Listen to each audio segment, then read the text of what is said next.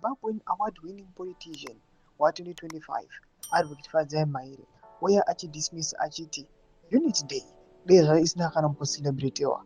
Noda kuti hapana chiri kucelebratiwa nyika yeZimbabwe. Zvinhu zvakaita manyamamire murongo, hapana unity iri kuuya panguva ino ichicelebratiwa. Sarabira mashoko buda achitaurwa panguva ino naAdvocate Fadzai Maire anozikanwa neari kuonekwa panguva ino achisvotesa aiwa zvigananda. Notable subscribe or like it on the bell icon.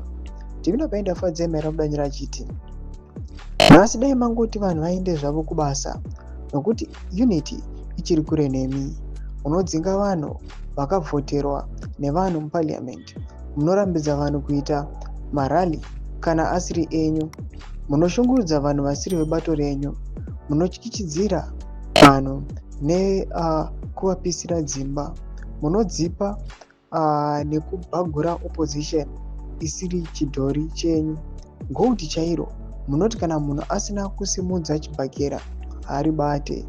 Matenda enyika munoti asina skafu haalume. Munoda kuti vanhu vasiri venyu vatambure nenhamo. Kana munhu chero Generation Z munoti kana asiri for ini ngaashayiwe tenda chaiyo, mabasa nemari. Vaimbi vasiri venyu munovarambidza kuridza. Mumwe munhu akavhoterwa asiri wenyu chero paredhiyo munoita kunge magarwa, kuita godo rinenge sauti yaendwa nemvura. Munodaidzira kuti redhiyo yacho ivharwe. Sarudzo chaidzo hamudi.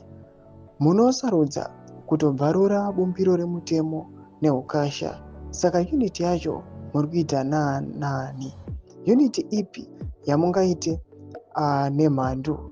Chinjai zvenyu zita racho muite Venedei.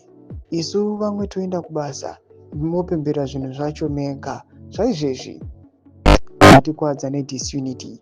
Ndo speech yaadvocate venyika, advocate vevanhu, Advocate Fadzai Maire achiti chitongoibvisai zvayo Unity Day yacho motongoiti Venedei. Tudze mafungiro enyu moti kudii pamusoro pemashoko Advocate Fadzai Maire. Pinda comment section medu, subscribe or like and turn on the bell icon.